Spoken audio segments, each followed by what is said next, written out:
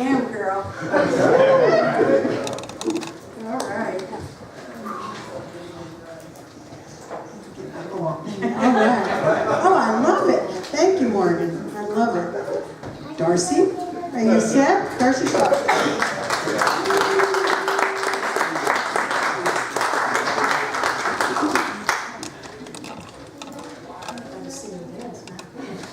And now for something completely different.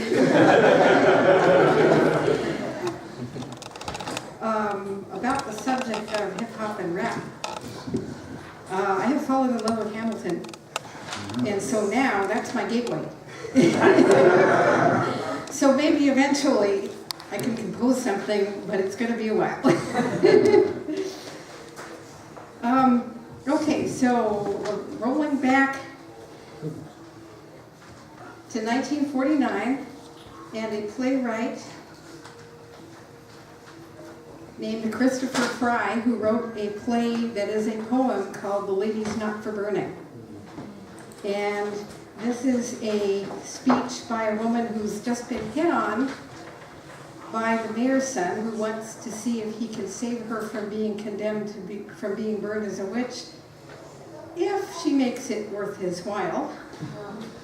And this is what she responds.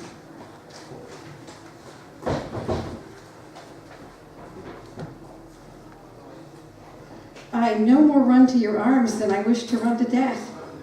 I ask myself why. Surely I'm not mesmerized by some snake of chastity? Don't speak, contemptible boy, I'll tell you. I am not. We have to look elsewhere. For instance, into my heart, where recently I heard begin a bell of longing which calls no one to church. But need that, ringing anyway in vain, drown the milkmaid singing in my blood and freeze into the tolling of my knell? That would be pretty indeed, but unproductive. No, it's not that. I am interested in my feelings. I seem to wish to have some importance in the play of time.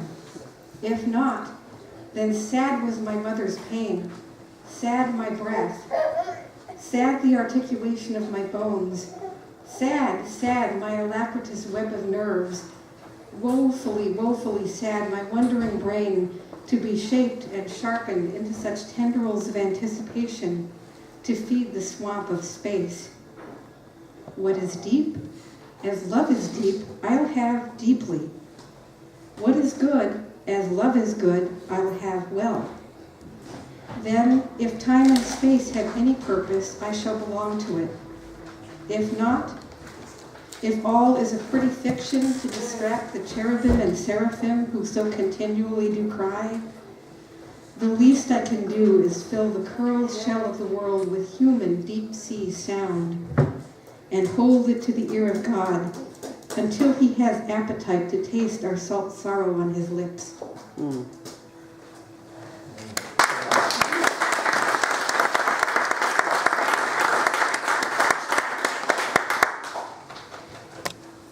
Chris has been asking for people to do things in other languages. So I pulled out Baudelaire. And I was flipping through it, wondering what I could read and whether I had enough time to translate, and a paper fell out of a book that I haven't opened in probably a couple of decades, maybe a couple more decades, with a translation already in there. So here we go. Le jet d'eau. Tes beaux yeux sont là, pauvre amante. Reste longtemps sans les rouvrir. Dans cette pose enchantante où ta surprise le plaisir. Dans la cour de jet d'eau qui jase, et ne se tait ni nuit ni jour, entretient doucement l'extase où ce soir m'a plongé l'amour. La gerbe épanouie en mille fleurs, où Phébé réjouit mais sous ses couleurs, tombe comme une pluie des larges fleurs. Ainsi ton âme que l'incendie, l'éclair brûlant des voluptés, s'élance rapide et hardie vers les vastes cieux enchantés. Puis elle s'épanche, mourante, en une flot de triste langueur, qui par une invisible pente descend jusqu'au fond de mon cœur. La gerbe épanouie en mille fleurs, où Phébé réjouit mais ses couleurs tombent comme une pluie des larges pleurs. Ô toi que la nuit rend si belle, qu'il m'est doux penché vers tes seins, d'écouter la plainte éternelle qui sanglote dans les bassins. Lune, ô sonore, nuit bénie, arbre qui frissonnait autour, votre pure mélancolie est le miroir de mon amour. La gerbe épanouie en mille fleurs, où Phébé réjouit mais ses couleurs tombent comme une pluie des larges pleurs.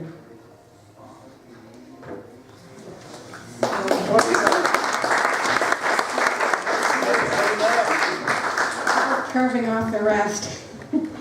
Thy beautiful eyes are weary, poor love. Rest long without reopening them in that languid pose where pleasure surprised thee. In the court, the clattering fountain, which stops neither night nor day, sweetly keeps up the ecstasy in which love plunged me this evening. The bursting spray in 1,000 blooms, where Mary Phoebe sets her colors, falls like rain of large tears. In this way, thy soul, which sets alight the clear fires of pleasure, hurls itself, quick and bold, into vast enchanted heavens. Then it overflows, fainting in a stream of sad languor, that by unseen waterfall descends to my heart's depth. The blossoming spray in 1,000 blooms, where Mary Phoebe lays down her cover, falls like a rain of large tears. O thou who the night renders so lovely, so sweet to lean over your breast, to hear the eternal lament which sobs in the basins, moon, rushing water, blessed night, trees which shiver around it, your pure melancholy is a mirror of my love. The spray which bursts into 1,000 blooms, where joyous Phoebe sets down her colors, falls like a rain of great tears.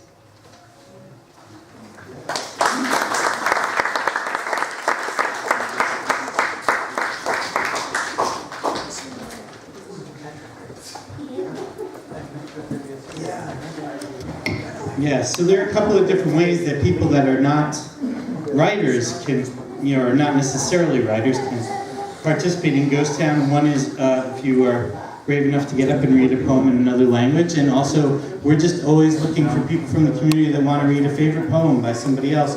Poetry is an oral tradition, and these things were meant to be heard aloud. So tell your friends that just have a favorite poet, people that appreciate poetry, that they can be a part of this event as well. So we're going to have one more open mic reader before we have our featured reader, and then there will be a short break after the featured reader so that you can buy books, get more food and drink, get to know each other a little bit. So that final open mic reader for the first half is Rob Brody. Where is Rob?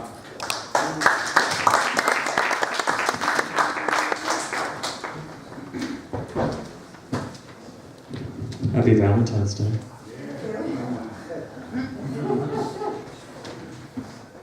Dear ex-boyfriend. And I used the word boyfriend, even though you insisted adamantly that we were just going out. And while I will concede that the use of the word lover just makes my skin crawl, and the word partner should really apply only to business or tennis, I do think that a relationship of 3 years, 9 months, and 14 days constitutes more than just going out. So I am choosing to use the word boyfriend. The word ex was your choice. I am returning your sweater that I found behind my living room couch, that same IKEA couch on which you ate all of those late night meals that I had prepared for you when you were too tired to cook for yourself, all the while watching countless seasons of Highlander and Battlestar Galactica and Keeping Up with the Kardashians. That same pull-out couch on when we were first dating, we would tear off each other's clothes like a pair of horny Baptist teenagers whose unsuspecting parents would soon return from their weekly Bible study, often not even making it to the bedroom, a mere 15 feet away. Or towards the end of our relationship, when you were just too tired. Or had been just another one of those days, or simply you were just not into it. It was on that same pale gray couch that you would begrudgingly allow me to slip your pants down around your ankles and service you with my hand as you flipped through the late night television lineup. As for the sweater, I have taken the liberty of washing it.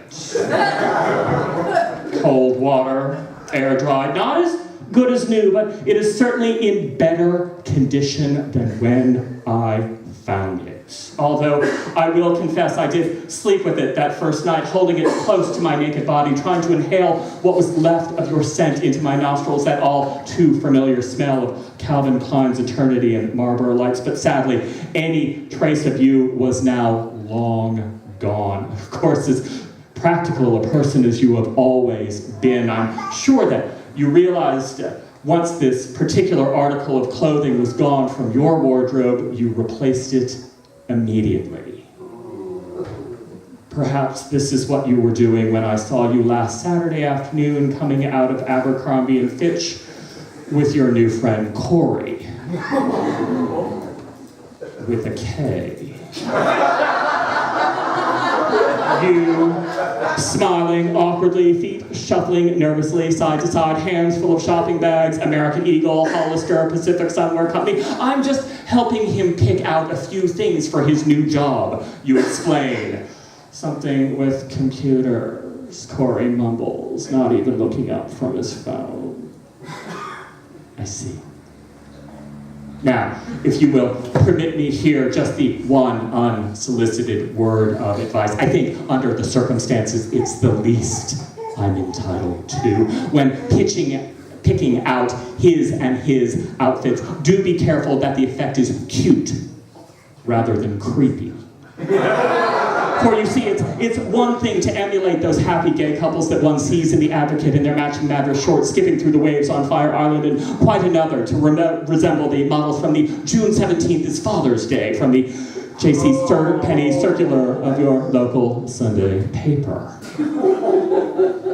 But I shouldn't worry too much about what people will think. I only noticed a minor difference in your ages of only 20 or some odd years.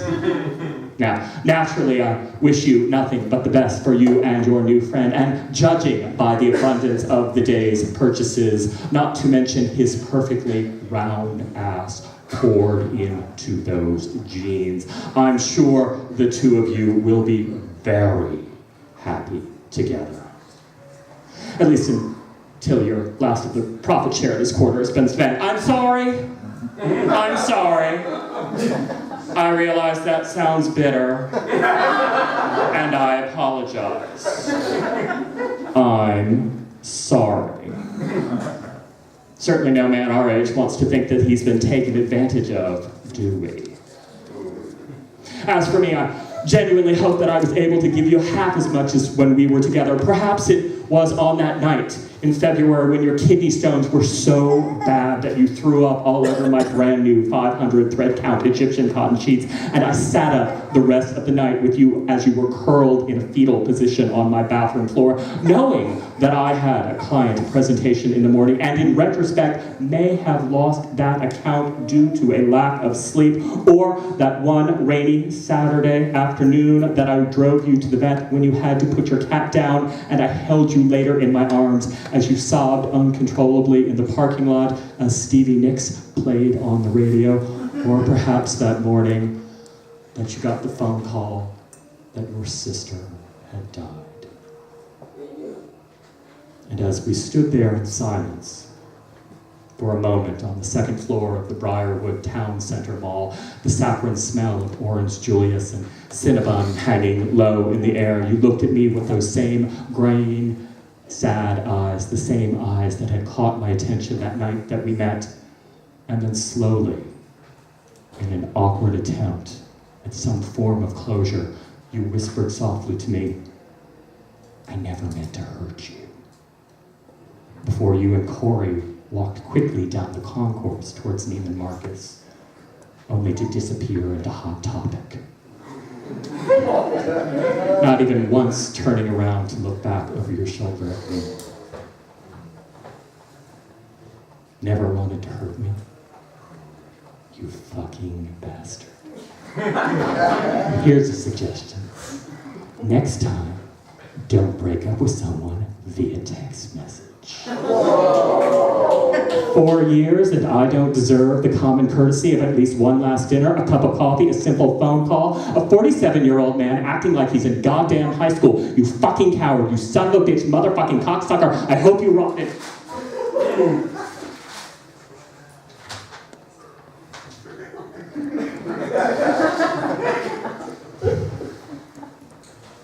Dear Jason, here is your sweater that I found the other day while cleaning my apartment. I hope this finds you well.